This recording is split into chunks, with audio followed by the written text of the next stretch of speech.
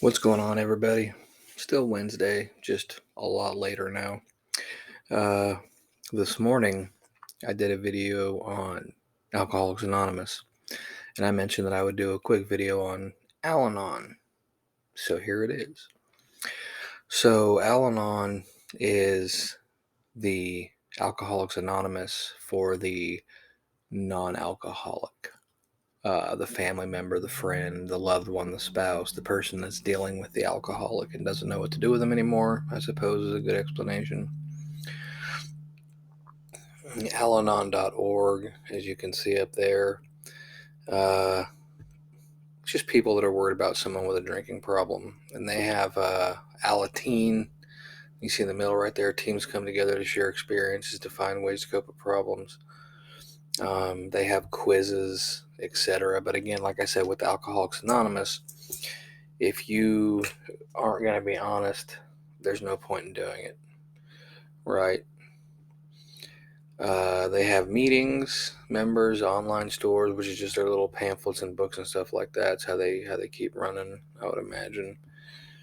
But if you do the meeting, it will take you Alanon meetings, Alateen meetings for the teenagers, electronic meetings, worldwide contracts. So if you take these, you can go over here to electronic meetings, telephone meeting, or an electronic meeting. If you click on electronic meeting, there's a search guide and there's a key definition. So if you're having a particular issue and you want to try to narrow it down, you can click on that. And if you just come down here, you just scroll from the top down a little bit, it'll show you there's one at 12 a.m. It's like 11 my time, 11, a little after 11 my time. So 12 a.m., 12 a.m., 12:30 a.m., 3:30 a.m., 4 a.m., 5 a.m., 5 a.m., 6 a.m. So there's a meeting every hour to a couple hours throughout the day. Not a bad thing in my opinion if this is what you do. I try to do a couple a day and just see what information I can get.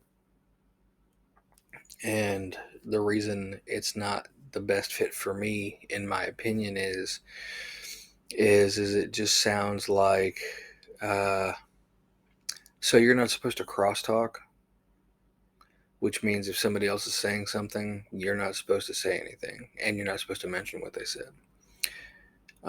which is fine, except people need encouragement, right? And you're not supposed to talk about the alcoholic, which is fine, except some people need to. So again, you're supposed to go in there and focus on you and the 12 steps. So I understand that from that perspective. But at the same time, sometimes focusing on you is accepting what somebody else has done to you. Just one of the reasons I don't think it's going to be a good fit for me. It's a good fit for plenty of people. Plenty of people go. Plenty of people are gearing towards the help that they need. So amen to them. But yeah, you can go in here and find an electronic meeting via Zoom pretty much whenever you need to. Oh, that one's a phone.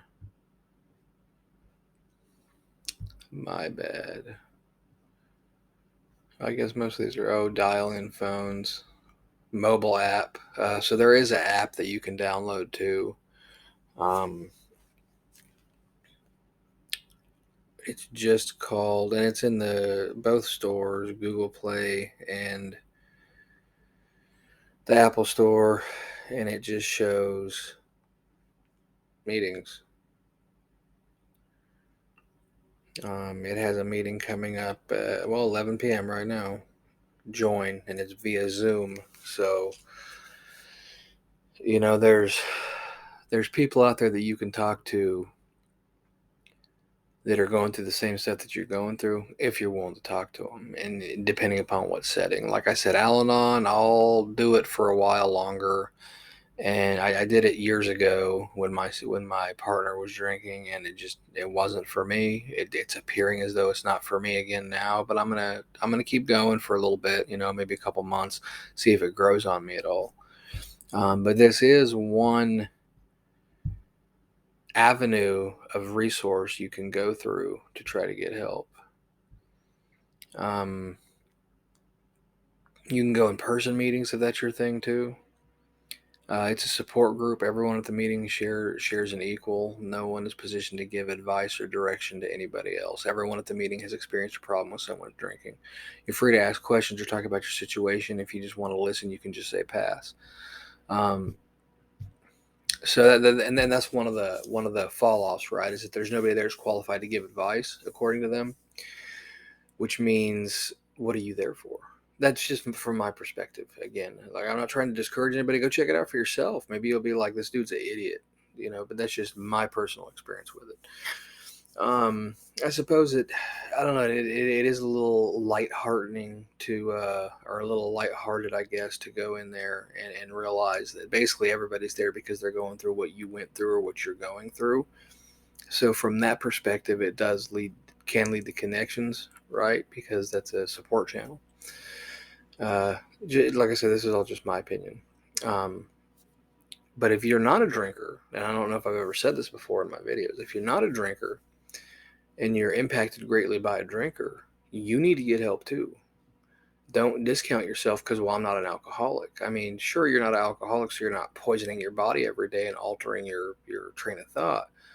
But the chances that you're suffering from emotional, physical, or spiritual abuse is about 100%.